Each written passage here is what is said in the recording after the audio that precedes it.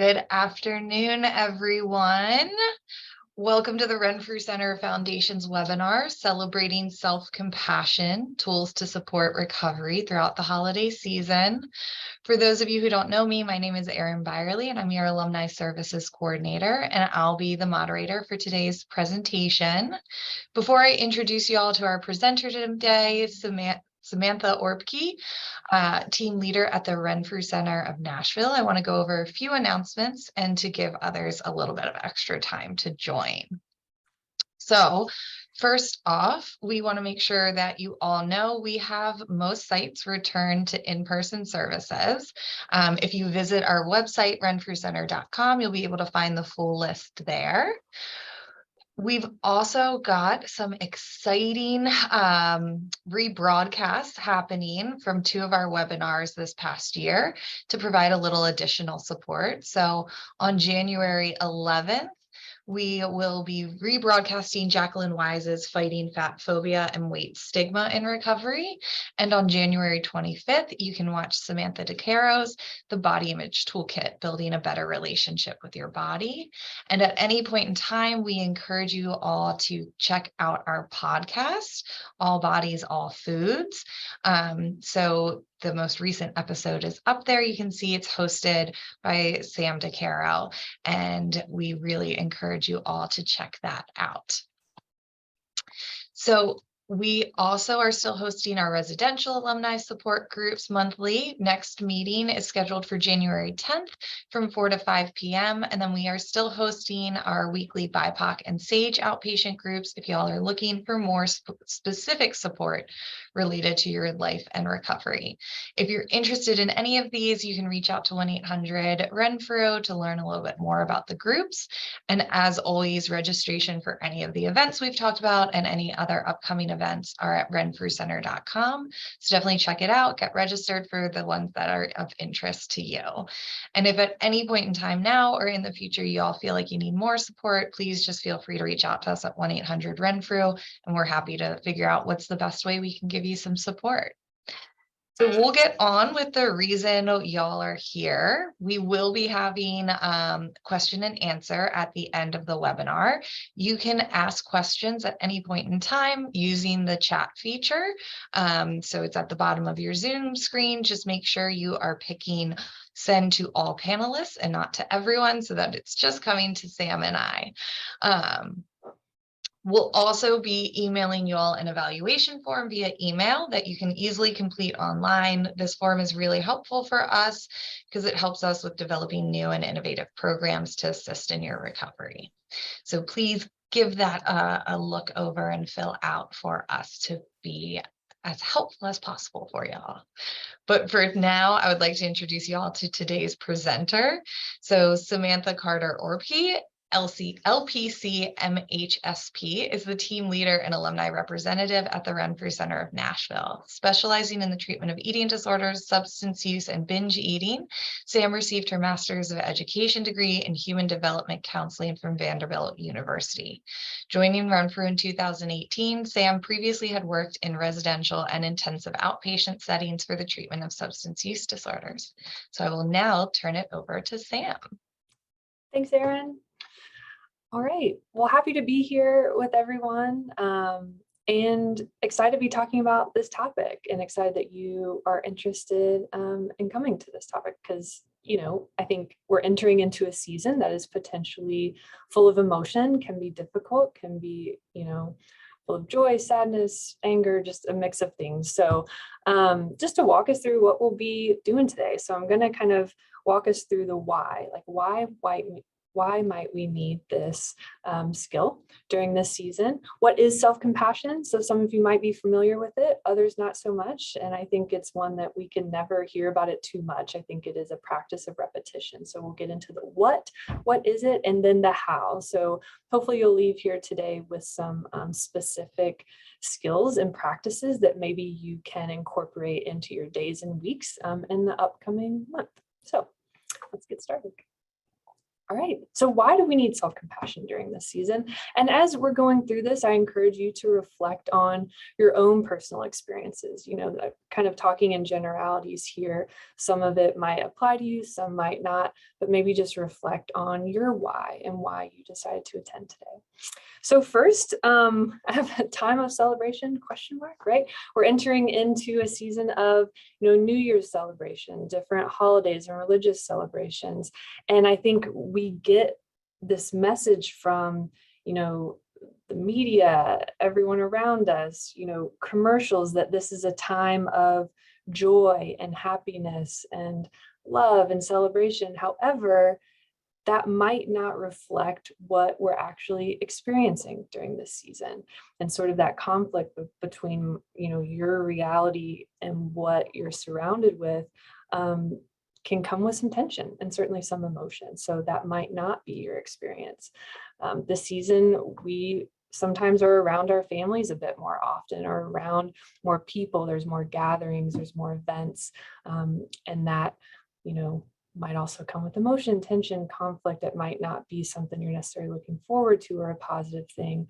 Conversely, it can be a reminder of maybe sort of our lack of support system or family, if we've experienced loss, or if we're just disconnected. Sometimes hearing about events and gatherings can really highlight gaps of disconnection that we have that can be tough.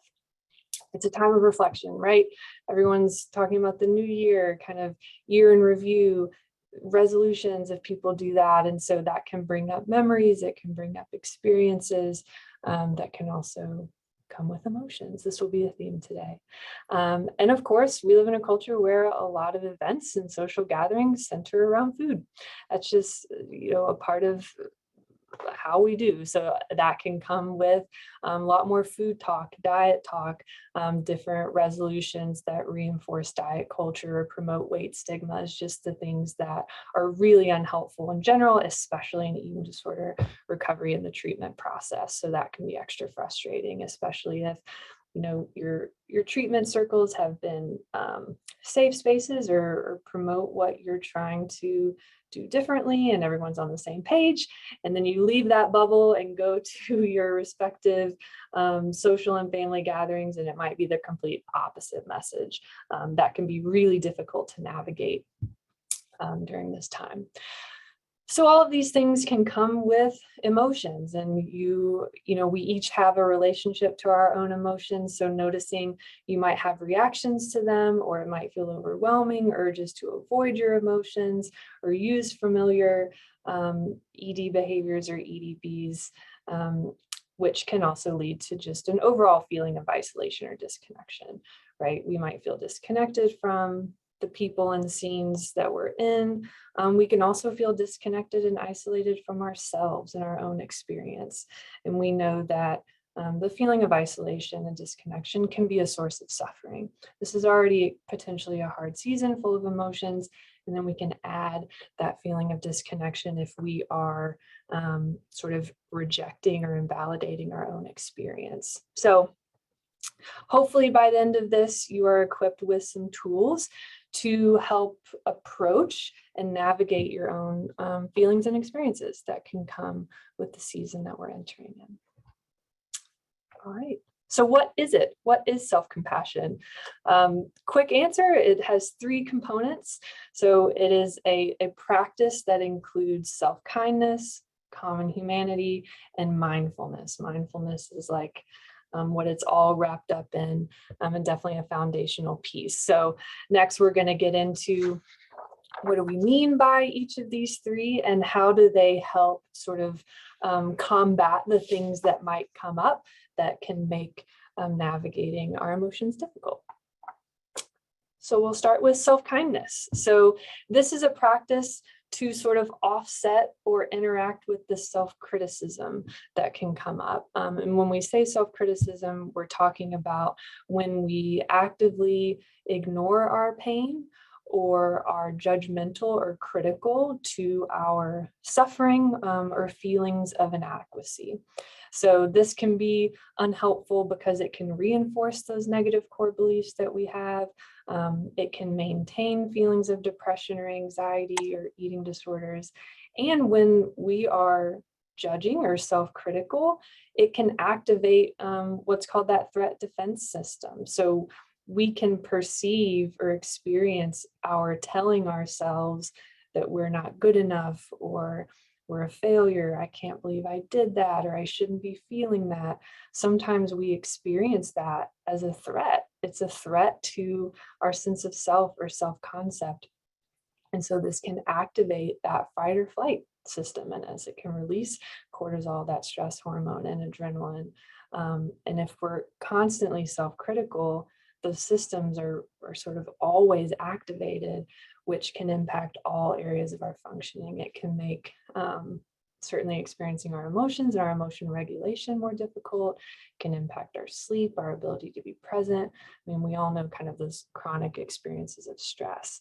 So conversely, what self-compassion does is it is a practice of self-kindness. So a little bit of the opposite. So being warm and kind to ourselves and to our suffering. So we're going to have those feelings of pain or feeling like we are inadequate or insecure. So instead of meeting that with judgment or I told you so, it's meeting it with kindness. So it's acknowledging that feelings of inadequacy and suffering are a part of the human experience, and I'm going to feel that way. And that's okay. It doesn't mean anything about me necessarily.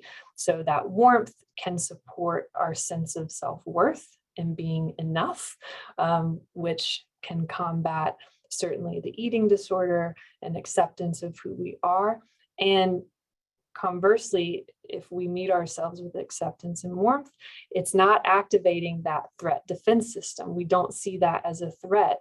It can actually activate the care system. So instead of releasing stress hormones and adrenaline, it can release oxytocin and endorphins even within ourselves. So what we're trying to do is create a sense of safety and security in ourselves rather than sort of it being a, antagonistic environment inside.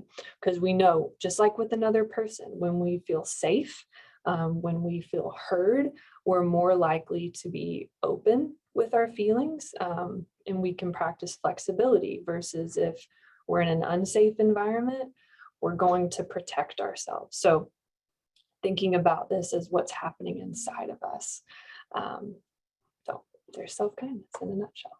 Sounds simple, not so simple. So the second piece, common humanity. So this is combating a sense of isolation. So, and this is when we feel like we are alone or unique in our suffering. So it's just me, no one can understand, which can also reinforce those negative core beliefs.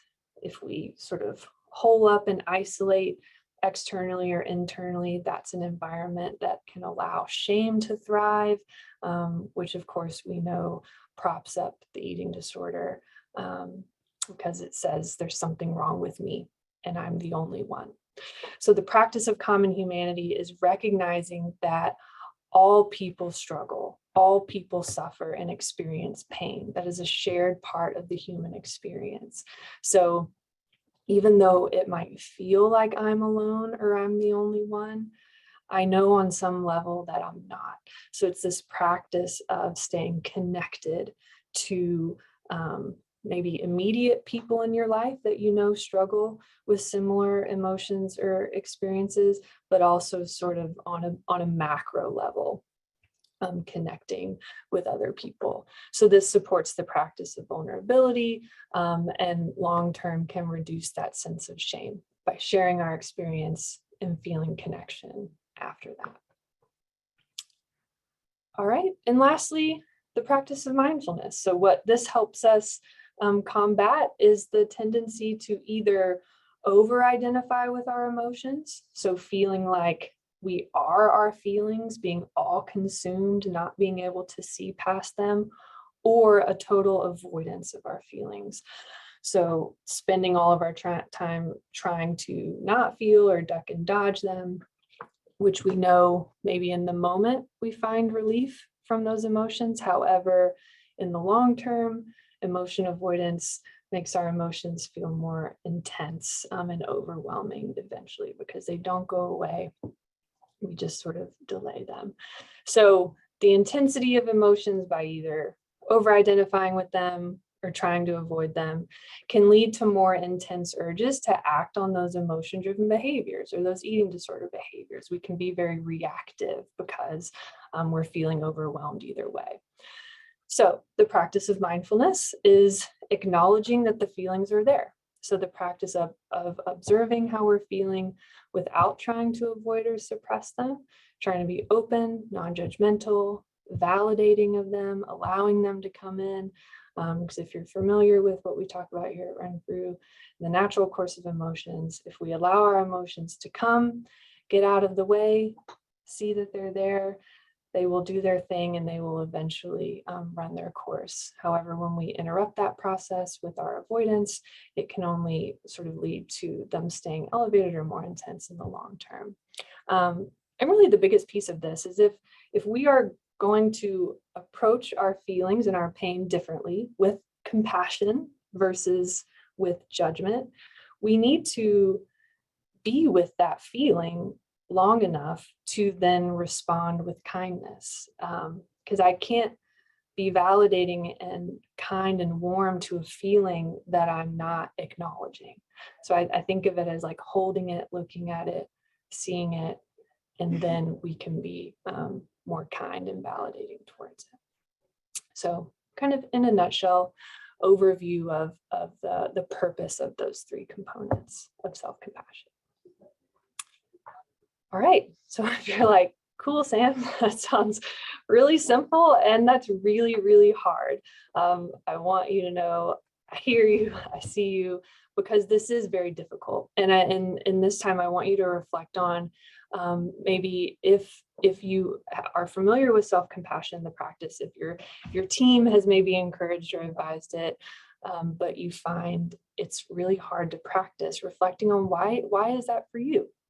Because again, if we're going to take a mindful approach to even the barriers of this, I think that is really important.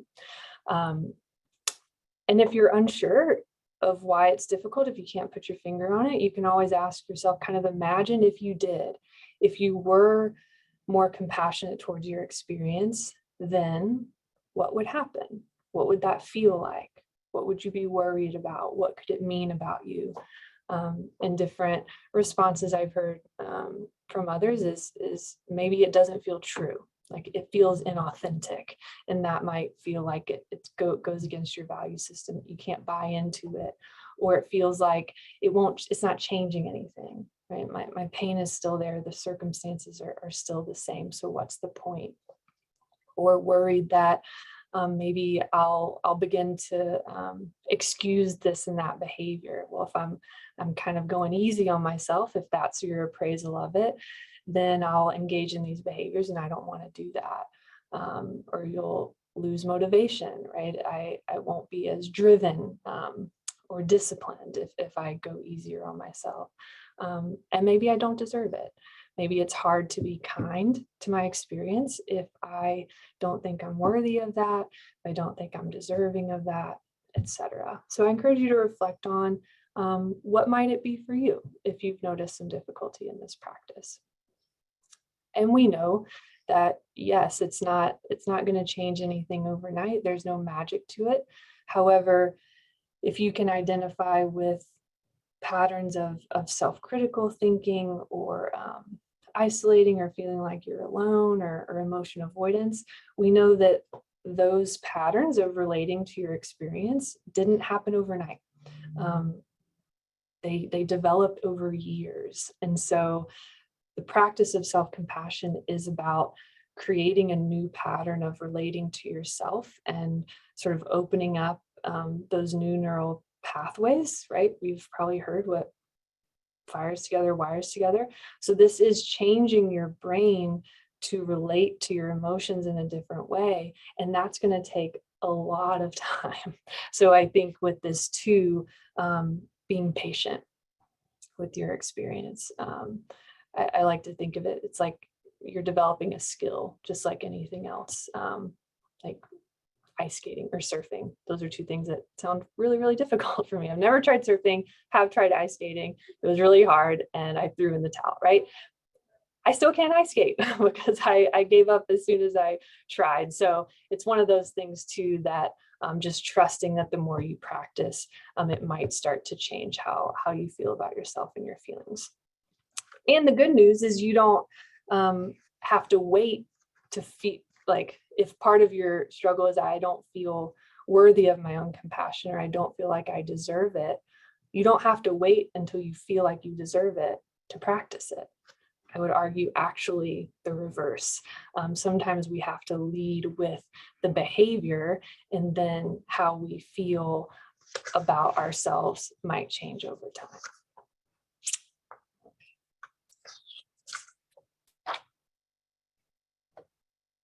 All right, so back to the holiday season and why we're here. So we know this time can bring up emotions, and the emotions are what are usually difficult to tolerate. So first step is checking in with, what am I feeling?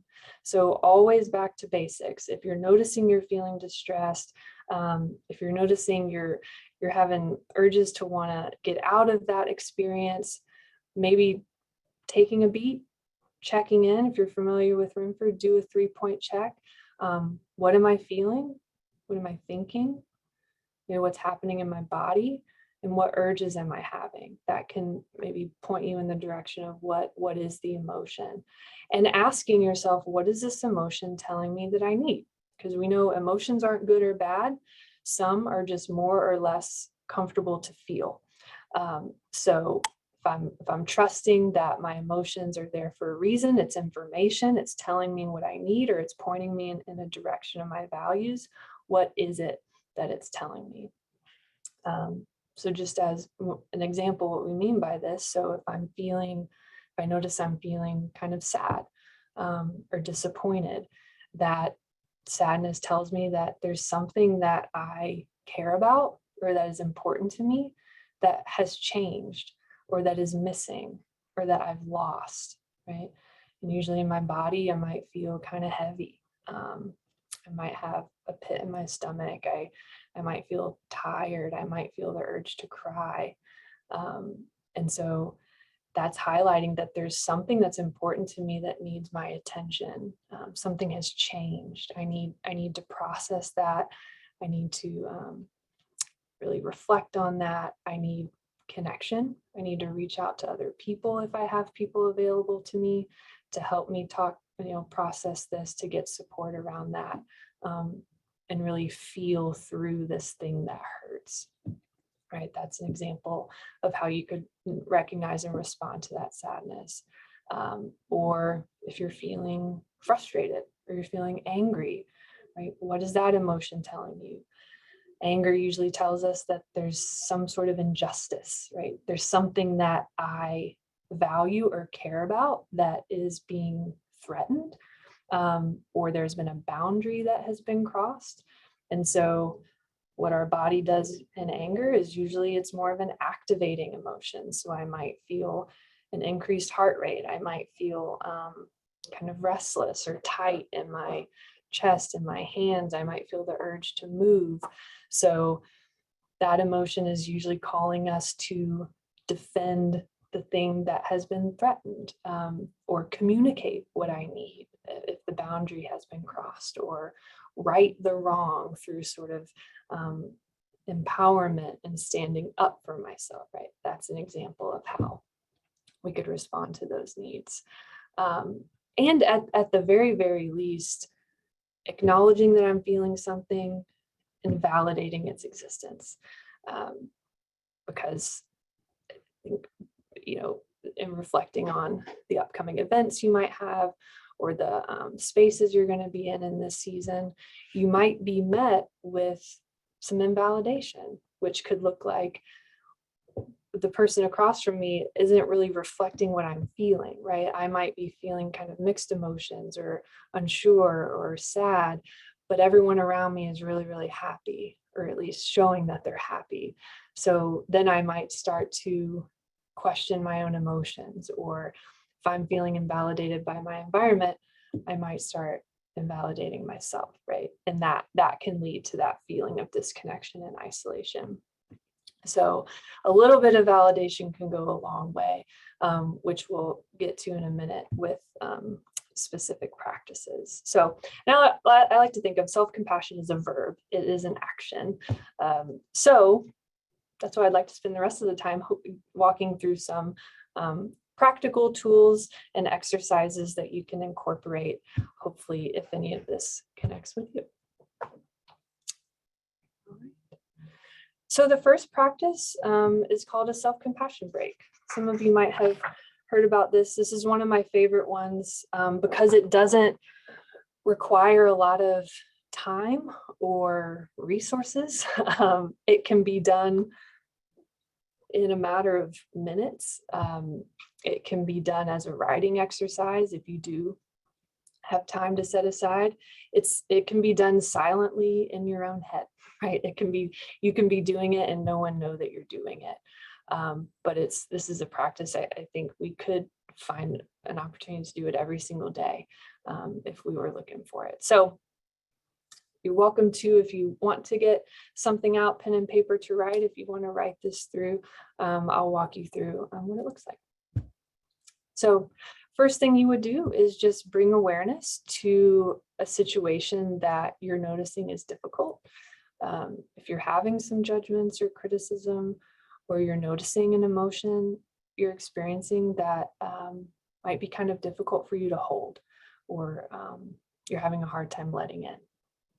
So first piece is the mindfulness piece. So it can be a simple statement of recognizing that this is a moment of suffering. So finding your own language to label and validate what you're feeling.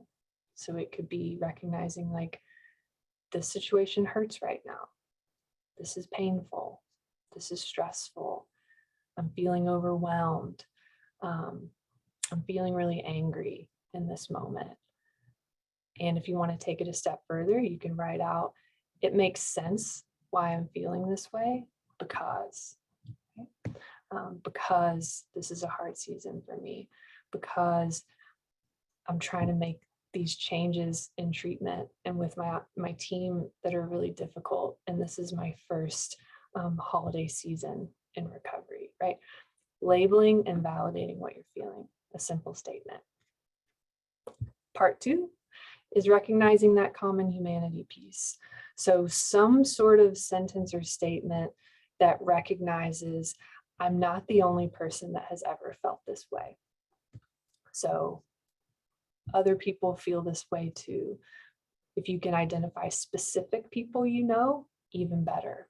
Or just from what you've learned throughout treatment, or what you've seen, even if it's not someone you specifically know, but you know that other people struggle at large with these emotions, with eating disorders, with the recovery process.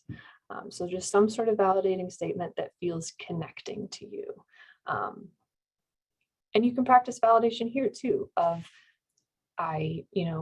in this moment, I am feeling very alone, right? And I know I'm not the only one that has ever felt this way. Holding both of those things at the same time, because we don't want to invalidate that you might be feeling alone and isolated, because you might be. All right, now the third part.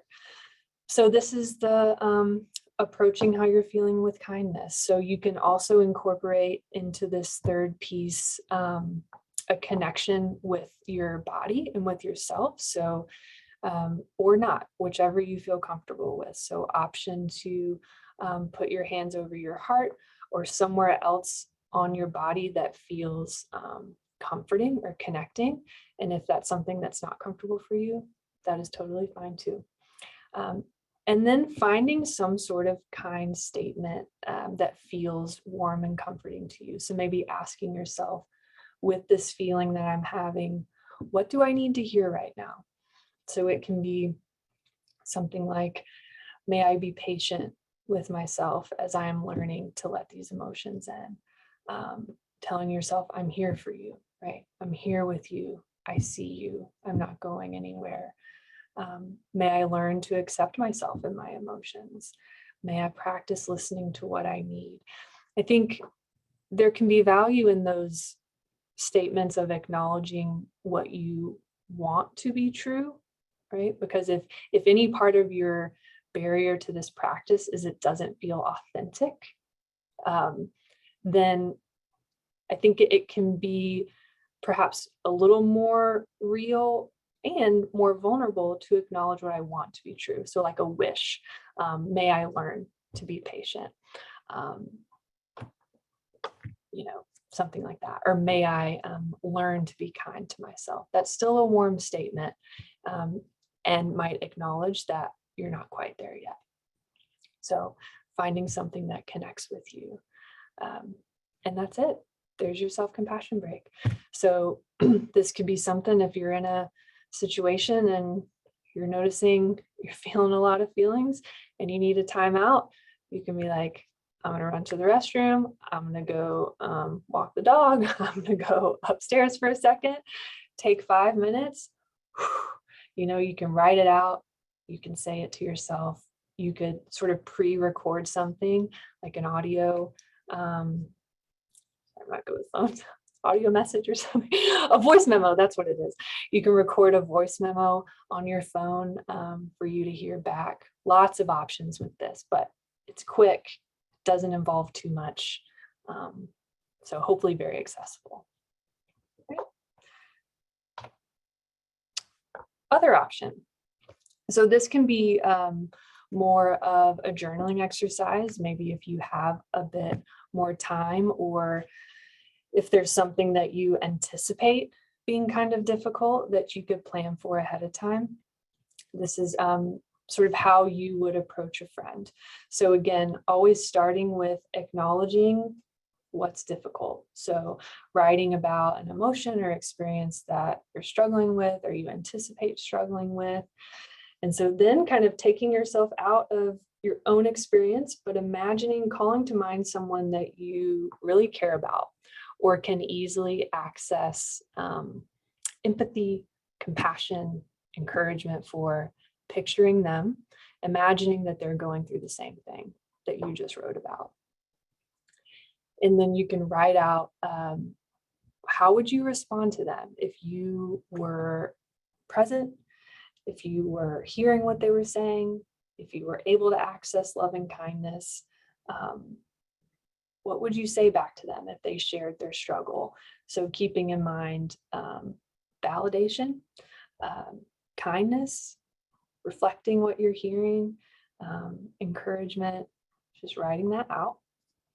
And then rereading that as if you're telling it to yourself, right? So, because this can highlight too, and I imagine we all do, we have the ability to be compassionate. Time after time in groups and just talking to people can very easily access compassion towards someone else. Usually no problem. So what that can tell you is it's not that you don't have the ability to do it. It's that it seems more difficult sometimes to apply to ourselves. So sort of the inherent skill in these practices are the skill of receiving kindness, receiving your own compassion. So this can be an exercise for that too. So rereading what you wrote, but reading it as if you are telling it to yourself. And notice how that feels. Again, mindfulness woven throughout this. So notice any emotions that come up as you're rereading this to yourself. If you want to get kind of really meta about it, if you're noticing, let's say some distress around receiving your own compassion, you can practice self-compassion around that, right? Like saying, this is really hard for me to receive my own self-compassion. May I be patient as I am learning how to do this.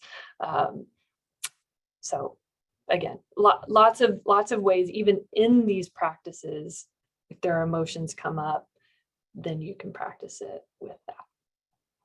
So second option. And third, this is really zooming in on the validation piece, because I think as I kind of said before, the experience of having our feelings or experience rejected or invalidated by someone else can be one of the more painful things that we experience, and can make our future feelings difficult to tolerate. And over time, sometimes we can internalize that invalidation and rejection, and then we find eventually that we are doing that to our own experience. So this is a practice that can try to sort of undo or redo some of those experiences. So again, starting out, writing what is the emotion that I'm noticing right now or struggling with, practicing being present with that, and then writing out, it makes sense that I'm feeling anxious, it makes sense that I'm feeling disappointed or scared, or skeptical, whatever it is, because, and then validate why it makes sense. So reflecting on past experiences that could be influencing how you're feeling, and just keeping in mind a sort of universal truth: we don't feel things for no reason. We just don't. We're not wired that way. So even telling yourself, everything makes sense once I know the backstory. So this is bringing to the forefront your backstory and coming up with as many becauses as you can, right? Don't stop at just one, kind of doing a deep dive to practice writing out why your emotion makes sense. And again, just noticing how that feels, right? Because this is kind of going back to the beginning, and how self-compassion really is a practice for creating safety within ourselves, safety for our emotions to come through. This is how we do it, right? Every time we validate them or say, I see you, you make sense because this and because that and because this happened and because we're working on this, it kind of just slowly opens the door for you to invite your emotions in, and through experience, hopefully too, to experience that you can feel, you can, and you can get through it, and maybe you're more capable than perhaps you've given yourself credit for, or you just haven't had the opportunity to experience feeling your feelings because, again, validating, because maybe in the past it wasn't received, or in the past it wasn't safe to express your emotions. So always looking out for ways our self-judgment tries to creep in, and it does. I mean, speaking with experience, practicing self-compassion and appraising that I'm bad at it or I'm not doing it right, like there's the judgment, you can't even do this right. So being aware of that, I mean, like, oh, nope, nope, nope, nope, just gonna practice allowing whatever it is that I'm feeling. All right, so let's see. So those are just a few examples. There's lots of other examples out there, but I think too, just reflecting on even our self-criticism didn't come out of nowhere. Our discomfort with our emotions also didn't come out of nowhere. So even reflecting on, if you're noticing your self-critical voice, where did that come from, right? How did I learn this? Is this my voice? Does this sound like someone else? Have I picked up and internalized someone else's voice along the way? Because that's even a mindful approach to get some distance from our own judgments and criticism. And especially if I'm realizing this is something or someone else that I've internalized over the years, asking and reflecting, am I okay with this? At what cost is sort of this criticism taking on my recovery process, what I want, because change is hard. period. We don't change unless we have a reason to do so. And so feeling the tension of how something is or isn't working for me anymore, or reflecting on why practicing self-compassion is important to you, I think is really crucial, because it's anytime we do something different, it's hard, it's uncomfortable. It's really easy, like with my ice skating situation, it's really easy to say, forget it. This is way too hard. So keeping in mind your why, kind of like your North Star during this practice. And not forgetting your support system. So we know that disconnection really maintains eating disorders and depression and anxiety, and other mental health struggles. So connection, reconnection is a vital part of any recovery or change process. And especially if you have people in your life that feel like you can trust, you feel heard, you feel seen, even remembering practice receiving compassion and support from them, that is a skill, I think, that will also translate into receiving compassion and support for yourself. So we got to start somewhere, and small changes over time will accumulate. So this is a long game. So every little bit matters. And I think this, just in a nutshell, self-compassion is kind of the vehicle for you to begin to experience your emotions in a different way, which in the long term can reduce our suffering and increase our sense of connectedness to ourselves and others. So let's see. Finally, I did not come up with this. So Kristen Neff, if you're familiar with her, she has a book. She also has a website there, selfcompassion.org, that is rich with resources, practices. She's the leading researcher on this practice. And so if you're anything like me, if someone's going to encourage or ask me to do something different, the first question out of my mouth is going to be why. Hit me with the science, the why. How is this going to work? Will it be effective? And so she has a ton of resources that really back this up. It does change your brain. It does change how you relate to yourself, and just permeates all aspects of your life and recovery process. So if any of this connects with you, highly encourage you to check out her book. She also has a workbook, but at the very least, that website, it's an excellent resource. So, all right. Well, I think that is all I've got. So yeah, Erin, take it away. Great. Thank you so much, Sam. I think, self-compassion is such an important topic, especially like this time of year. I feel like we get really focused on others a lot of times, and remembering like, okay, let me take some time for myself. Let me check in with how I'm doing and how I'm feeling. So thank you so much, Sam, for going through this.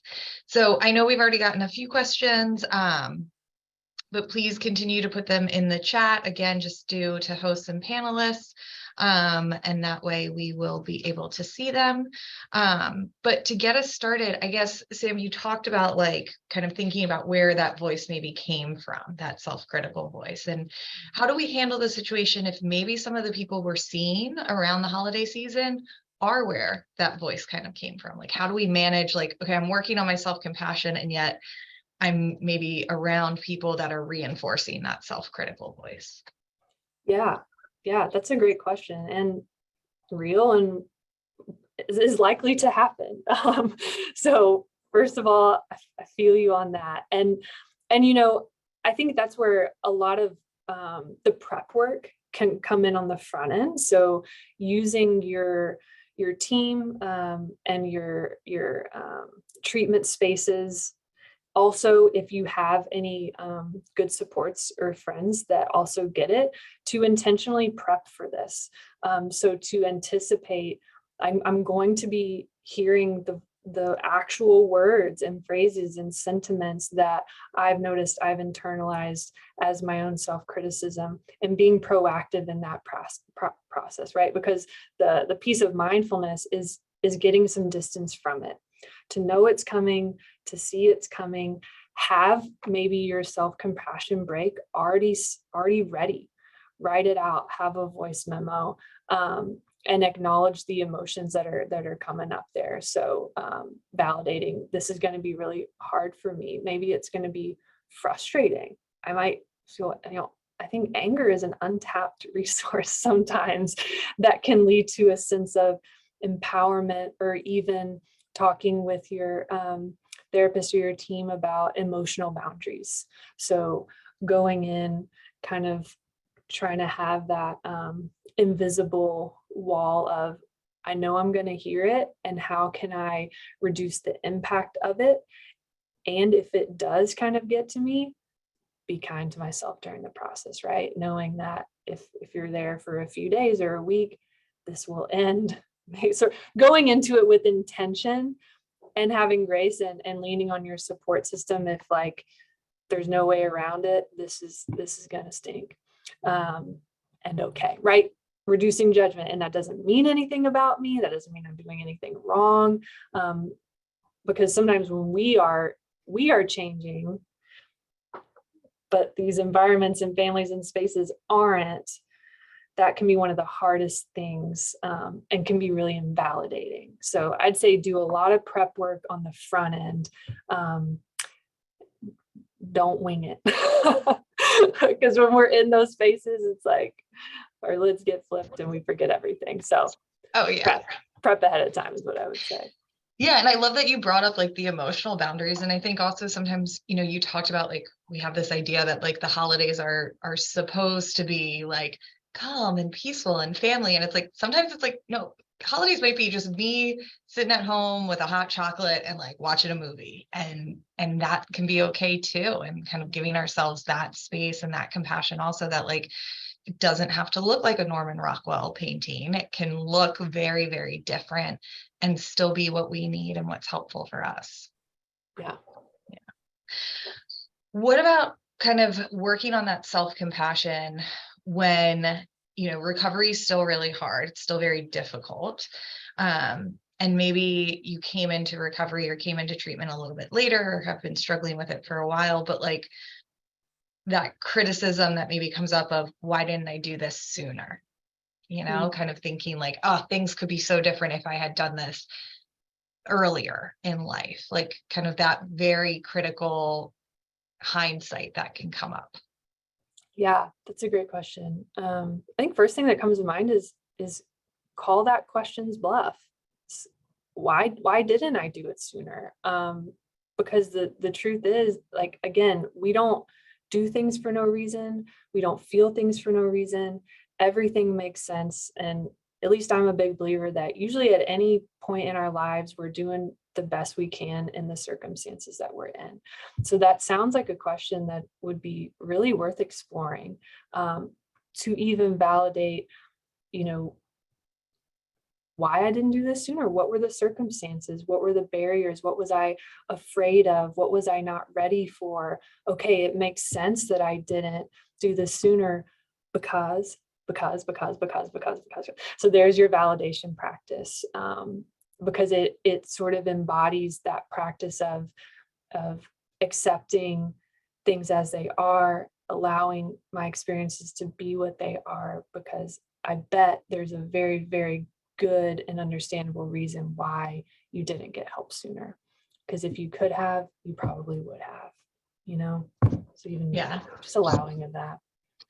Well, and I love the when you said that, Sam, like if you could have, you would have, like this idea that like there's always a reason why things didn't happen. Mm-hmm. And really looking at that and validating it, like you're saying, is so important, such an important piece of it. Yeah. What if we don't feel better after we go through and we validate and we use this self-compassion? Like, is the goal that it's like, oh, okay, now I get it, I'm good, and move forward? Or what do I do when I have that self-compassion and I still feel kind of judgy or critical or whatever it might be. Yeah, well, probably best approach is to anticipate that that will probably happen. Right? You probably will, because if I know anything, our self-critic and our self-judger is not timid. It is relentless. It will double down. If it feels threatened, it's going to be like, oh, no, hear me out, right? So trusting the process that this is the long game. You're investing in a change process. And so just like with ice skating, right? If the first time I get on the ice, I'm on my butt most of the time. The next day I'm sore, my ankles hurt. It would be really easy to be like, that was horrible. I feel worse, actually. Why would I get back out there? This is awful. My life was fine before I tried to ice skate. So just knowing that it's going to take time. And, this practice too asks you to get in touch with those emotions, to bring them to the forefront, to look at them, to feel them, to approach them with kindness. So what that means too is you're going to be feeling a little bit more. And so that might feel more distressing or uncomfortable. And it's because you're actually connecting with that feeling. So the appraisal doesn't mean that it's worse or it's wrong. Just maybe, again, prep work on the front end of it's a part of the process. My judgments might spike afterwards. And that's it. That's how it goes sometimes. So don't give up is what I would say. Yeah, and I love the idea of it being a process, that this isn't a like one and done fix it kind of tool. This is something we're continuing to build. And like you said, with the ice skating, like we've got to keep working on it even when it feels hard in order to make progress with it. And it is, like you said, like those self-critical voices are not going away easily. They want to hang around. So being able to really kind of give ourselves again that compassion of like, okay, it's gonna still be there, and it doesn't mean I'm doing it wrong or I'm doing it poorly or anything like that. Yeah, just that idea of it being a process. Yeah.